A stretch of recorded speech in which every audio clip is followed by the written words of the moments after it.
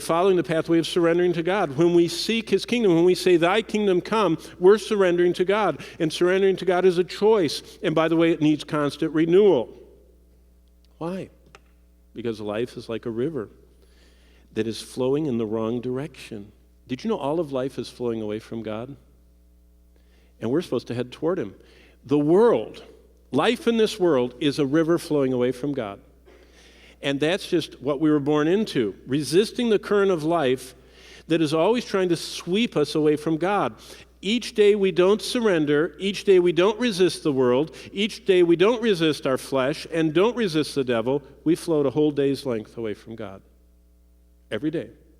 That we don't focus on who he is and surrender to him. We float with the world. By the way, back to my kids, the ones I spoke to in New York. It was a room this size. And I shouldn't tell you this, but I was a youth pastor. I tricked them. I said, I have two quick questions. We're going into biblical history. I said, number one, how long was the 100 Years' War? Instantly, you could just see the smirk, smug looks all over the room. 109 years, 92 years, 135 years, and everyone was just laughing, and everyone was trying to say anything but what? 100. I said, oh, good. I said, I have a second question. How long was the 30 Years' War that led up to the Peace of Westphalia from 1618 to 1648? How long was the 30 Years' War? Instantly the same.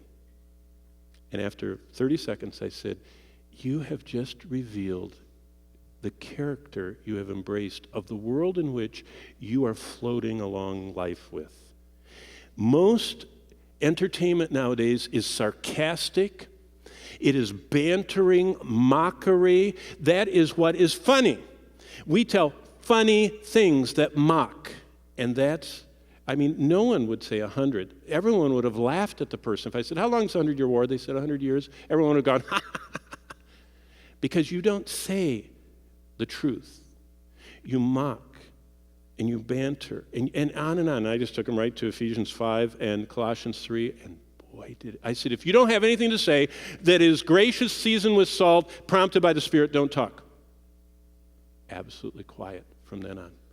It's unbelievable because they realized the mockers, the sarcasm purveyors, had not surrendered. They were floating with the world.